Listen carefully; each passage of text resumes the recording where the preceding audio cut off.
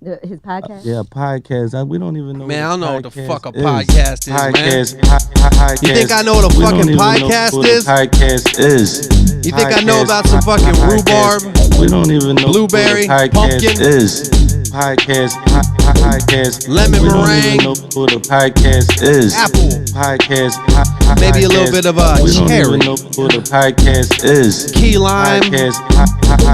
a We don't even know what a cheesecake-oriented podcast pie. is.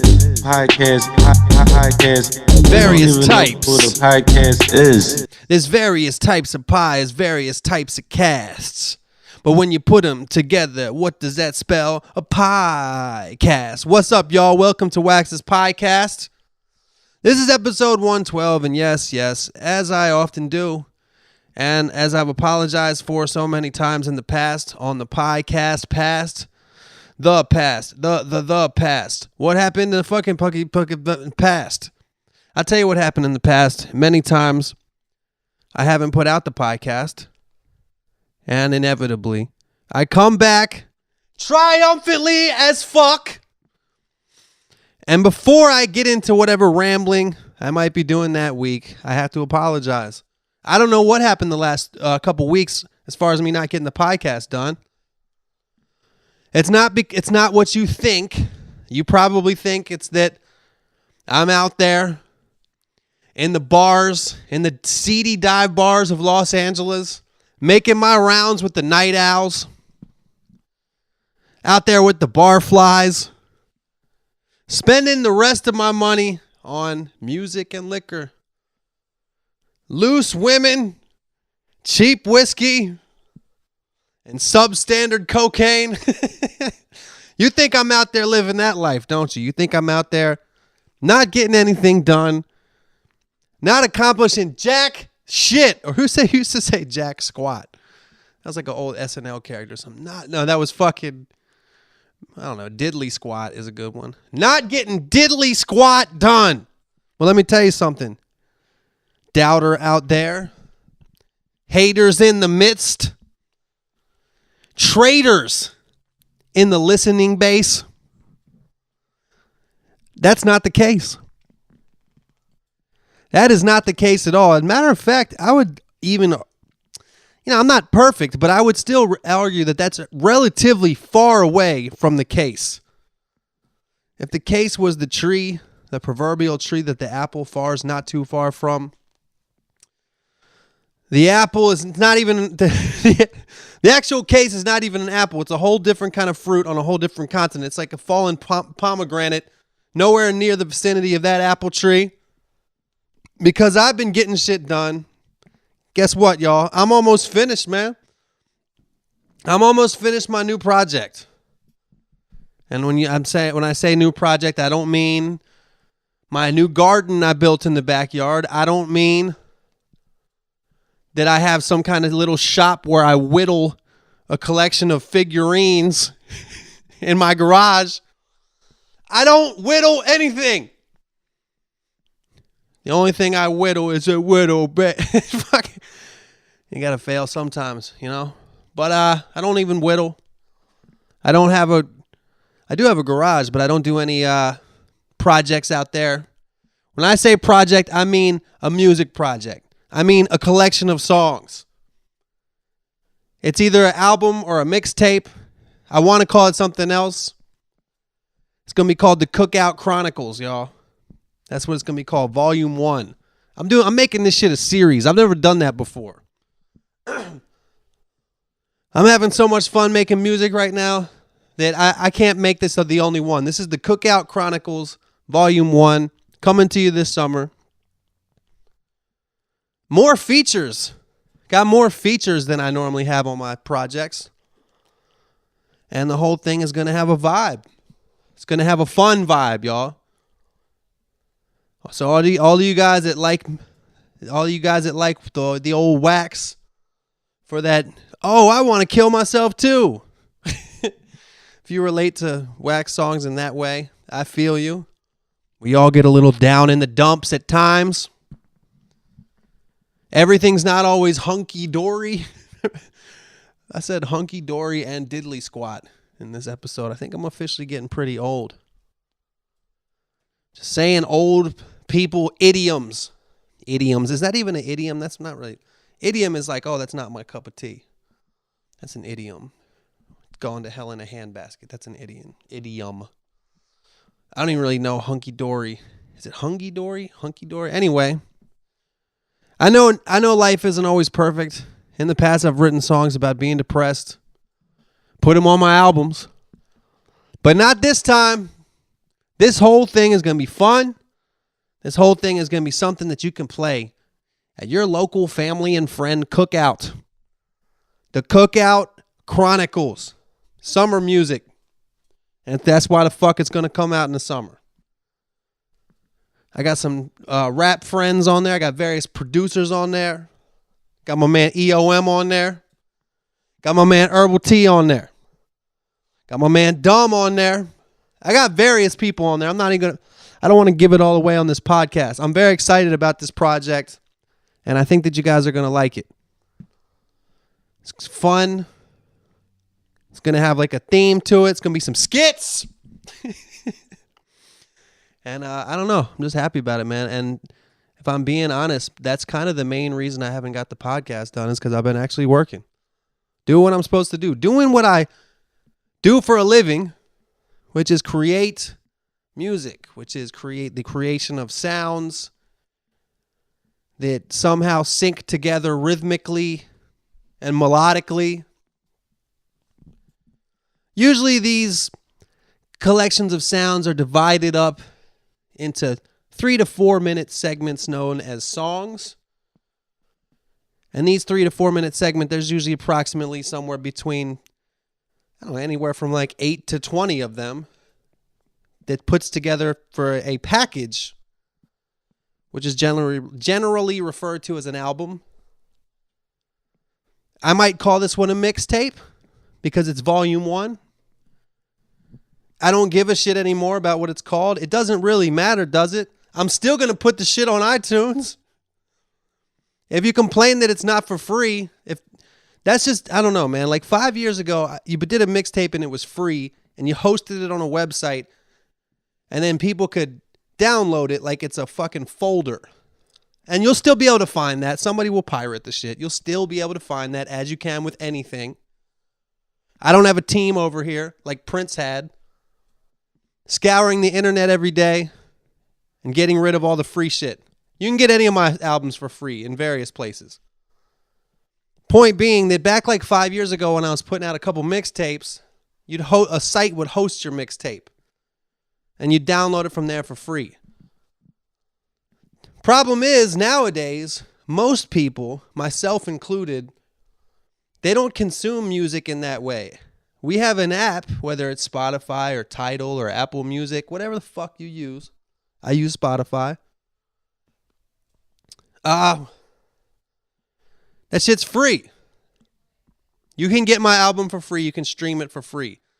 If you want to be a nice person, if you want to be thankful, you can pay for it, you know? You can pay the money on iTunes. If you really want it for free, you can just go to Google, type in Wax, the Cookout Chronicles, Volume 1, and then like dot MP3 or what's it, like a .zip. And you'll find it somewhere. Somebody will be having it for free, and I will not make any effort to take it down. I also will put it on YouTube. You can go listen to it on YouTube. I'll put the whole fucking album on there. And you know what? I will put a little ad on it. You will have to sit through 5 seconds of countdown. And then you'll hit skip ad and then listen to the whole album. And you know what? Somebody will still complain about the ad. You know what, motherfucker who does that hypothetically? I used to have to go to the store. The album came out. You would have to walk to the store and pay your fucking $15 or however much it cost. You didn't even know what it sounded like. You might pay $15 and then the shit was whack. You can't take that shit back and get your money back. Nope. You already opened it up. Already put it in your player. Had to find out for yourself that it was fucking terrible. I remember when they used to have record stores. I remember when Tower Records was the big one. And they started having booths. Like there was like booths in there where you could put on headphones and listen to the albums before you bought them. And the record company industry was worried about that. because that took away the money they got from people that bought an album that sucked, which was a lot of them back then, because they were swimming in cash back then when you actually had to buy a record.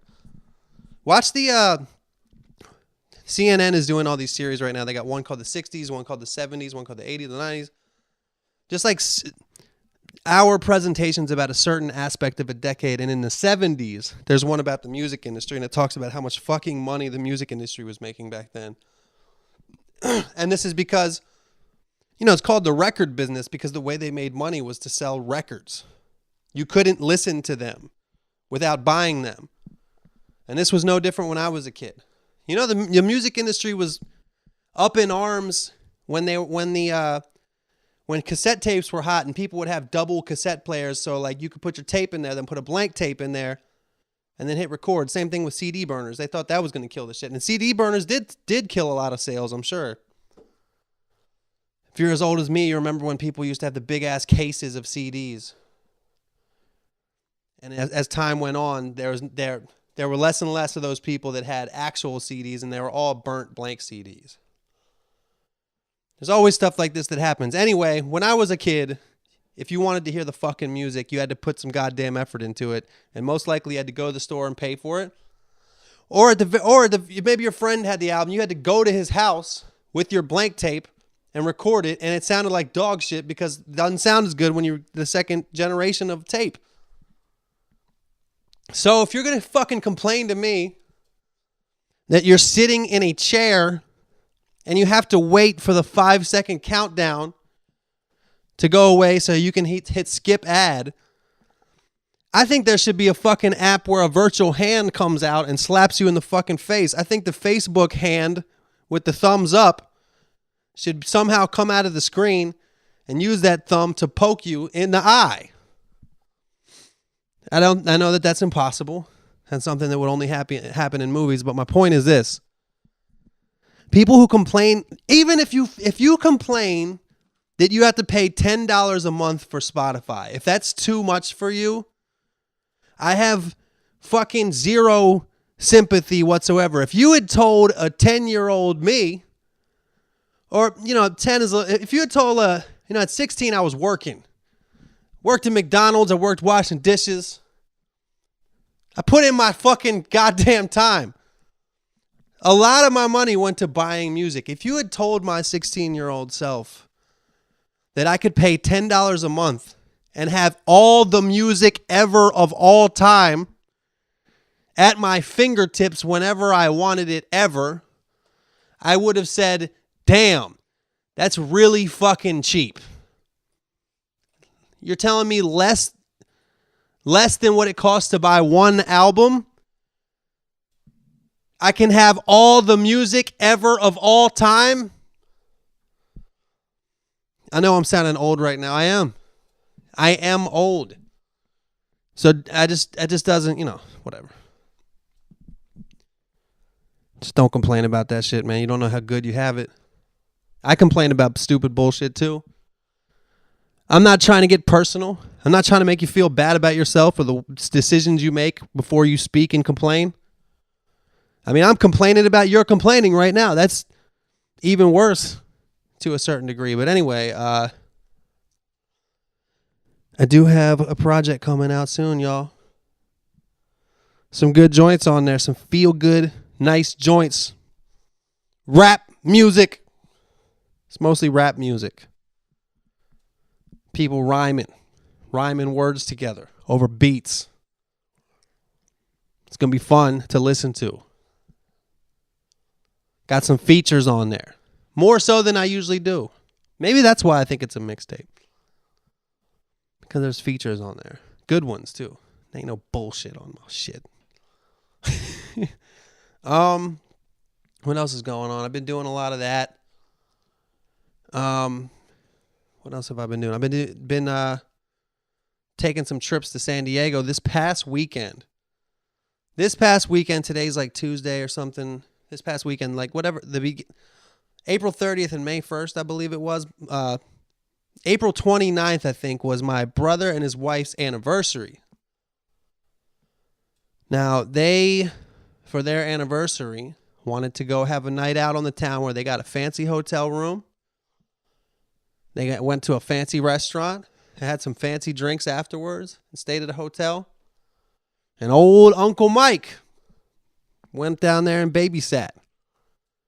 Babysat from like 3 p.m. on Saturday until about 4 p.m. I did about 24 hours. And the kids like me, so they were relatively well behaved to me, but it was it's very eye-opening.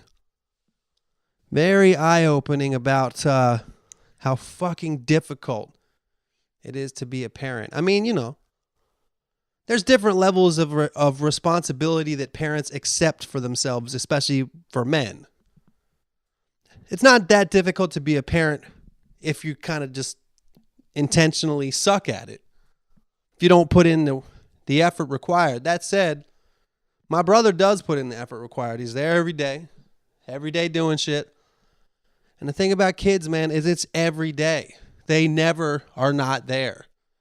And to experience that for 24 hours, especially with these two boys, this 5-year-old and 3-year-old, Max and Manny, that he has.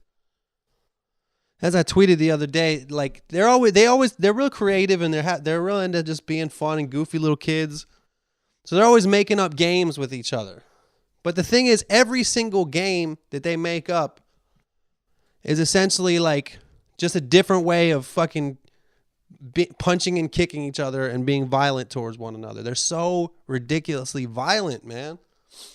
Just towards each other. They throw shit at each other. They kick each other. They punch each other. But they're happy usually. But I don't really have a point here. But I was gonna say, like, when I saw my brother and his wife after this was done, my brother and his wife, they live in San Diego. And all the grandparents live 3,000 miles away in Maryland. So, I have a friend in Maryland who has a kid, and it seems like him and his wife are constantly taking week-long trips, Because they got mad people in there. Like, within a 5-mile radius of their house, they got both sets of grandparents. They got aunts and uncles. My brother and Yes are pretty much down there alone. They don't have family around. Besides me, who's even 2 or 3 hours away and kind of a busy dude. Not like a grandparent that wants to be around and see the kids and spoil the kids, etc. Like for my brother and his wife, they pretty much have the kids all the time. And when they told me about their night they had and their morning that they had, made me appreciate the little things that I take for granted, Like for me, like I live single, I don't have kids, I don't even have a day job. And it's pretty fucking regular that for me to go out to a restaurant and have like bacon and eggs and coffee. I probably do that like every 2 days. Every other day probably I have breakfast at a restaurant. But they described their breakfast at a restaurant that they had Sunday as if they were a child and breakfast at the restaurant was going to Disneyland. Like,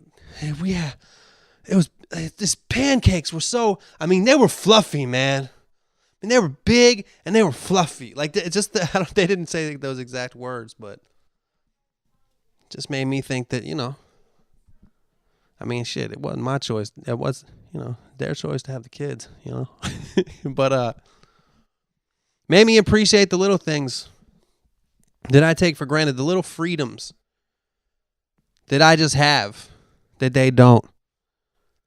I can go do whatever I want on any given night. I mean, I couldn't do that every night because eventually I'd, just run out of money and be fucking, I don't know, just a loser. I can only be a certain level of loser, There's something that was built into me by a good upbringing from my parents where there's a certain level that I get to where I'm like, wait, this is just, I say that in some of my songs. Like, hold up, I wasn't raised like this. So I'll be all right. I was built on a solid foundation, I'm like the opposite of the metaphor that people use for the 2008 collapse of the housing market. Everything seemed fine on the outside, but it was built on a shitty foundation. I just saw that movie, The Big Short.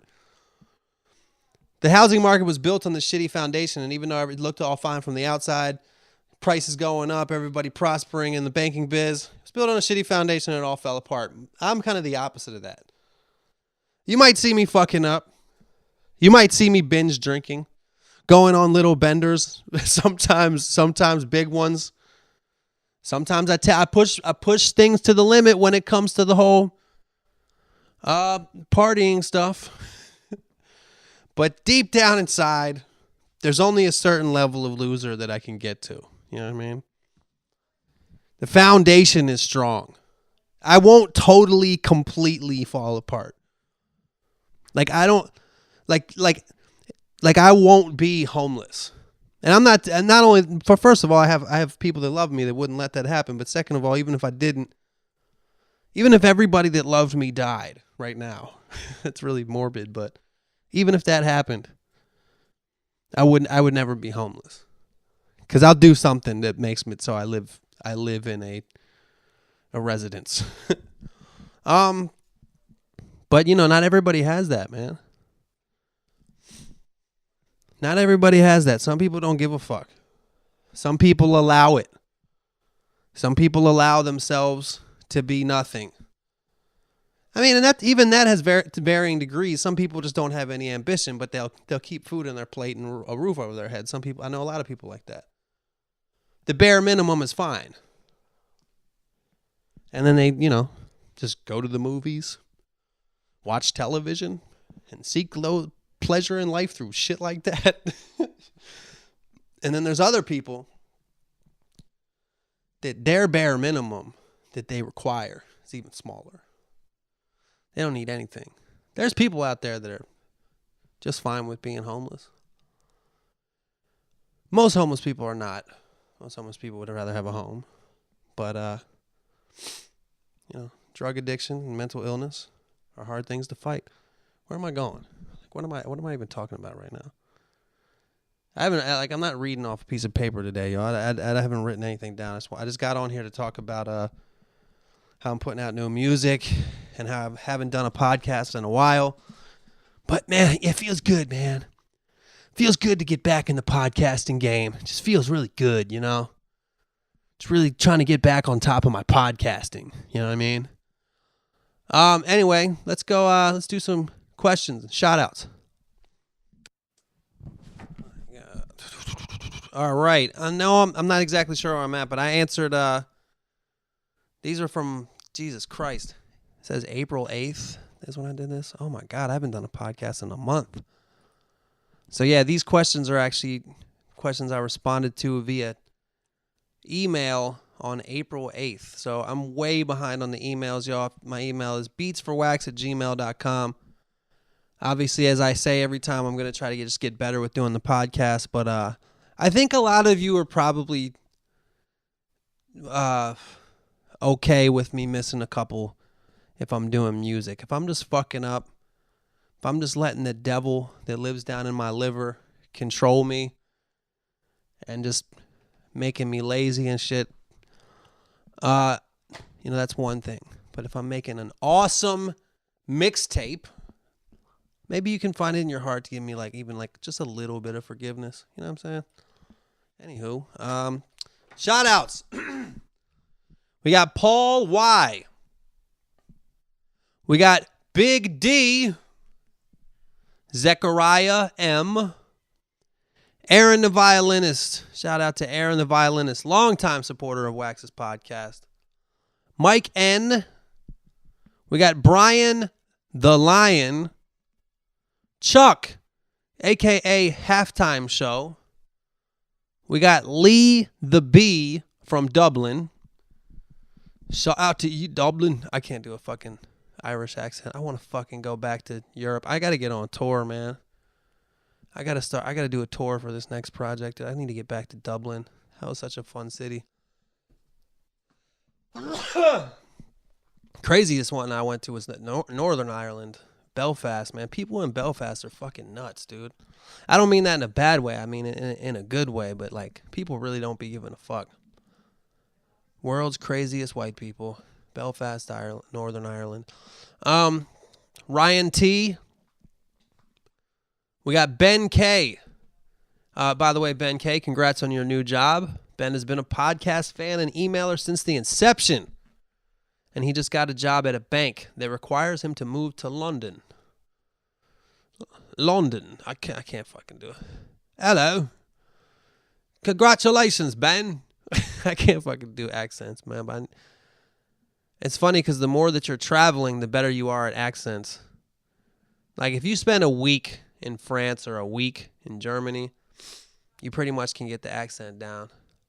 But it goes away, you can't do it. Not rocket science, y'all. But this fucking answered Ben's email so long ago that his job's probably not even new anymore. He probably fucking got fired and hired at a new place at this fucking point. We got Resign. We got Alphonse L. Winsey. Robert C. Grant at a Slant in the UK. Recommending Zach C. I think I fucked something up here. I don't know.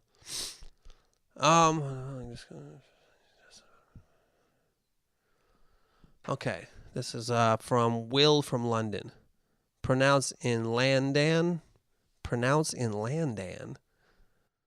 don't know what the fuck that means. Yo, Wax, not going to give you any praise because I'm worried that your already massive head will swell and prevent you getting through the door to the studio. And we all know you need to get back in there ASAP. I'm starving without your music. Well, you know what, Will? You're about to be fucking full. You're about to be, what is it? Not vanquished. Your thirst is quenched. Quenched works. It wasn't what I was looking for. Loving the podcast, man. Love listening to you ramble about random shit whilst I sit around pretending to work. Have you ever thought about streaming them live? I guess like what Deadmau5 does sometimes. Or even just streaming a talk show on a website like Twitch TV. A gaming site that has a quickly expanding creative scene. Bob Ross included. If you set a regular time for that, it might force you to get the podcast out regularly, and you can interact directly with viewers who watch live. Plus, you can get paid for it too, added incentives. Anyway, just a suggestion for you to expand the vlog idea you mentioned at the end of last year. Roll safe, yeah? Will from London town. P.S. I don't have a cool name like the other listeners, but I guess mine would be Will the Orc. My flatmates call me that because I walk around barefoot. Surely more a hobbit than an orc, right? I'm assuming orc is a reference to either Harry Potter or Lord of the Rings, neither of which I have seen. So I don't know what that means. I thought orc, when you first said it, I thought it was like a whale, like an orca whale. But this is what I want to say in response to you, Will. First of all, thanks to the email. This is actually the perfect podcast episode to say this in. The reason I don't do all that stuff that you just mentioned, have live streaming, Twitch TV, vlog idea that I mentioned last year that I don't even remember what vlog idea you're talking about, because you know what? I'm fucking lazy, man. I can't even do it the regular way. I haven't done it in a month, and all I need to do is fucking hit record and start talking. Yeah, it takes a while to answer the emails. Got to upload it. Got to create my little picture that goes with it. Things of that nature. Takes a little while. But a month? Can't even do that shit once a week. You know what I'm saying? So when I love when people send me ideas and suggestions of how to make the podcast better, but the reality is that I have trouble just even doing it at the way it is. I'm just fucking lazy, man. Just fucking lazy. I like to sit in my backyard. I like to grill chicken. But recently I've been making a lot of music, so that's good. But fuck. I do need to step my game up in general, but I'm trying not to beat myself up too bad about my laziness. Because you know what? You only get one life. You only get to live one time, and if you're just fucking constantly mad at yourself for not being exceptional, you won't enjoy your life. All right. Yo, it's Michael. Big fan from Poland. Long-time listener. I've been here from podcast number 1, but I haven't written in a while. Regarding recent 5th anniversary of releasing Scrub Life, damn, personal favorite, he says. How's your life changed in the last 5 years? Guess your prediction from Old Ways didn't come true. Anyways, I hope this makes it to the podcast, and good luck with all your plans. How has my life changed in the last 5 years? God damn.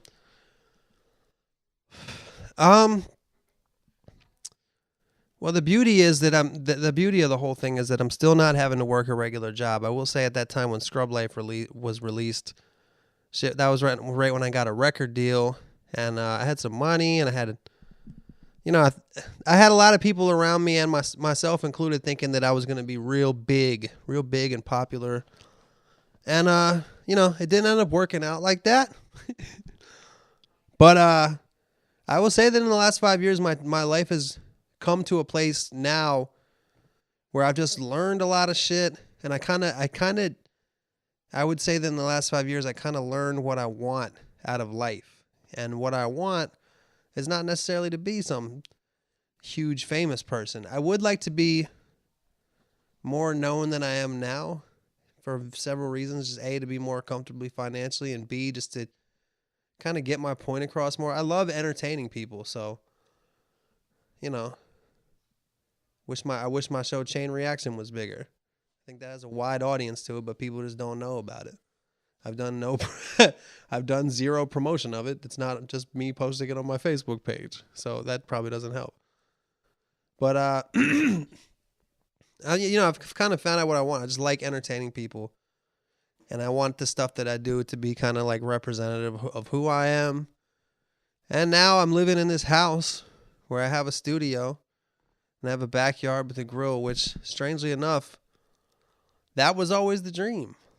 There's a couple things my dream was always to have a house with an awesome studio that had a backyard. The only thing that I don't have that was in the dream was a drum set that was in a soundproof room where I could play it at any time.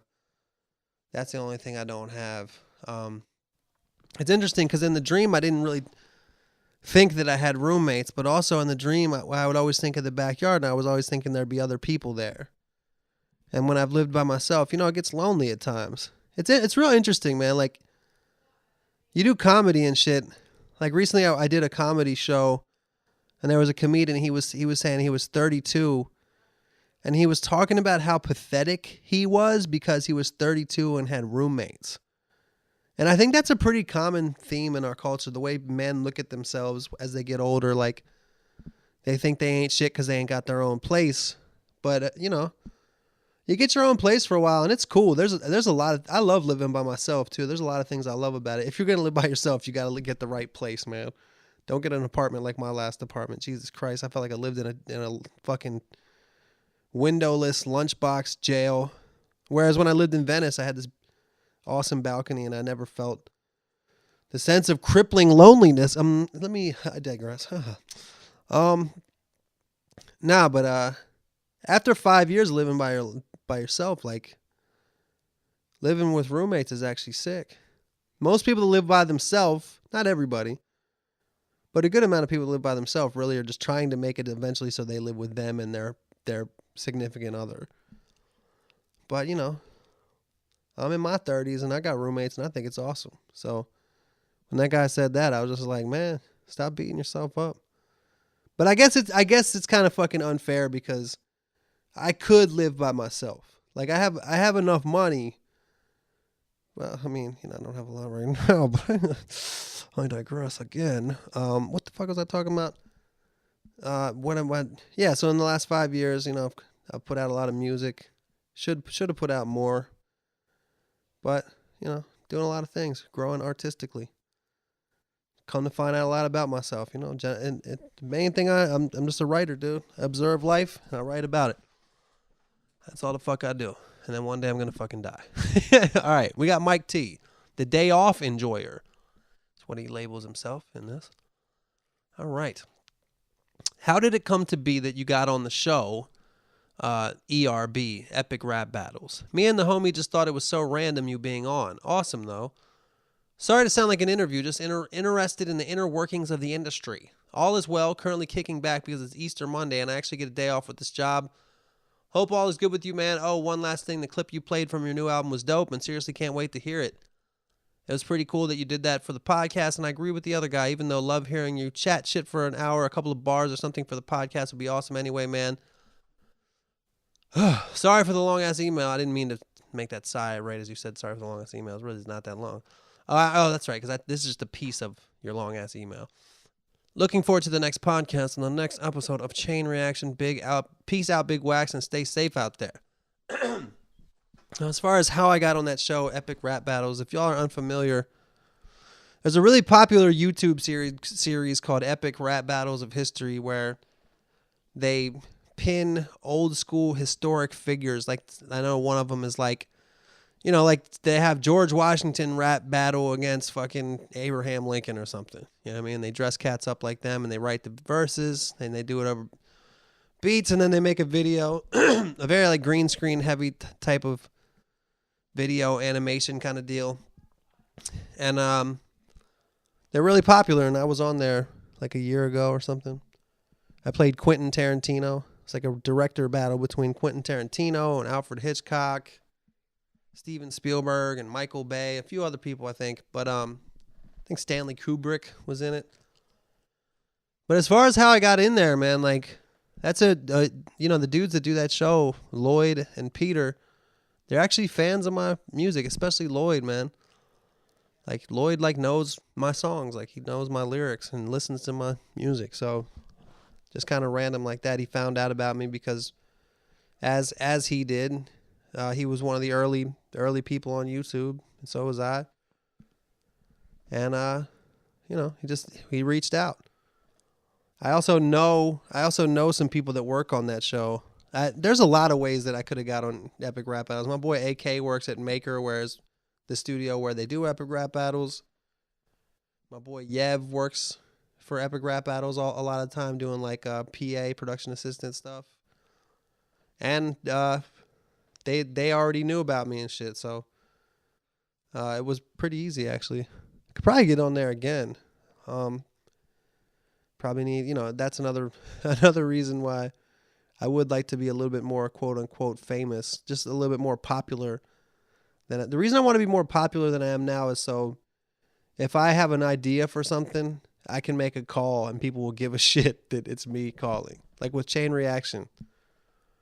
Like if I call the Food Network or Comedy Central or whoever and say like, yo, I want to expand on this web series idea I had, they'd be like, who's this? If I said Wax, they wouldn't give a fuck. They'd be like, who's Wax? Now, if I was, I mean, shit, the best example is Action Bronson, who actually has a food show. Granted, he's great at what he does. He's great. It's a great show and shit, but that, you know, people know who Action Bronson is. You know what I mean? I don't even want to be as big as Action Bronson. That's no pun intended. I don't want to even be as big as Action Bronson, but I want to be almost that big just so I can make a phone call and do something cool that I want to do and have people give me the money to do it, if you know what I'm saying. Did that answer your question? I don't know. All right, this is Mike from Long Branch, New Jersey. Yo, Wax. Glad you liked my suggestions, man. Excited for the summer project. Lackadaisical. Yes, I looked up the spelling. Sounded dope. I got a sick feature on that song, too. I have a strange story/question for you this week. So a friend of mine at work claims that he took a girl to the movies recently and pulled the old popcorn bag trick on her. I'm sure you know what that means, but if not, it's when you cut a hole in the bottom of a popcorn bag and stick your penis in it. Hence, when she reaches in for that salty kernel, she ends up with a handful of pork sword. I think you're full of shit. I think this is all fucking some shit you made up. So apparently he did this, and not only was she not mad, but she loved it, in quotes. Which we both know is fucking bullshit, but he swears it's true. Here's my problem. First of all, you'd have to be hard the entire damn time, which is unlikely for a whole movie. Oh, that's a point I hadn't even thought of. I guess you wouldn't have to be. You know, fucking, flaccid dick could be sitting at the bottom of the tub, getting all buttered up by the fucking by the fucking butter that drips down ever so slowly as the movie goes on. Shout out to Triple Layer. podcast fans from the golden days would know what I mean. But yeah, the bottom of a popcorn bucket at the movie theater. You said popcorn bag. Where are you from? New Jersey? I guess popcorn, there is like a popcorn bag that is often used rather than a bucket. I always think of movie theater popcorn and more like a tub that you would have to actually, cutting that hole would actually take an effort. But, you could lay your little flaccid dick at the bottom there and, let her swiggle it around a little bit. And that's when you would decide to get an erection, I suppose. Okay. If I wanted salt, what is it? Second, who the hell wants to put their wanker in popcorn? If I wanted salt and butter all over my dick, I would just fuck Paula Deen. Got it? Boom. Psst. So I guess my question is, have you or anyone you know ever tried this? And if not, what's the craziest story you've heard or experienced involving sexual acts in public? I'll admit this email is a little weird, but this has started a debate at work, and I wanted your take on it. Everyone knows when you have a weird question, Wax's podcast is the place to go. Be easy. First of all, I call into question the authenticity of this story. Second of all, if you are reporting the story from your friend there, I mean, I'm sure it's possible. Girls are freaky, especially if it's like his chick that he's dated. No, it's not. I mean, on a first date, there's no way somebody did that if and she loved it. But I'm sure that's possible. A lot of people like to do sexual shit in the movie theater. People like to be in public places. It's a fantasy that people have. I'm actually working on a song about fucking writing a song about that right now. Yeah, as far as what the fuck was the question? I don't know if your boy's telling the truth or not, man. I kind of call into question the authenticity of the whole story. To be honest with you, I think you're kind of going for comedy here. I could be wrong, but as far as craziest story I've heard of sexual acts in public, I've definitely got caught having sex in public. I'm not going to go into details. My mom listens to this, but I have got caught. I've had people. Fuck it. There was a person that I was in a bathroom at a bar, and the bar closed, and we weren't done. So the bar owner came in the bathroom and got really mad, and that's pretty much that. Can't think of other stuff. When I lived in Venice, I saw a couple homeless guys jerking off in public, which is pretty abnormal. But once you see an event occur multiple times, is it really that abnormal? I've heard that the homeless guys that jerk off in public aren't just always just completely fucking crazy. I've heard the part of it too is sometimes people want to get arrested. They want to get a free meal and a place to stay for the night. So what better way to do it than to just go out in an intersection and start fucking jerking off? Okay, we got another one from Will the Orc. We got a double, whatever you want us to call it. This is the first one. Okay, hey, Big Wax. I emailed you the other day about possibly streaming your podcast live. Now I'm back once again for the Renegade Master. Just playing, I want to give you and your listeners my advice on quitting smoking. Okay, let's check this out. This is for all the smokers out there that want to quit.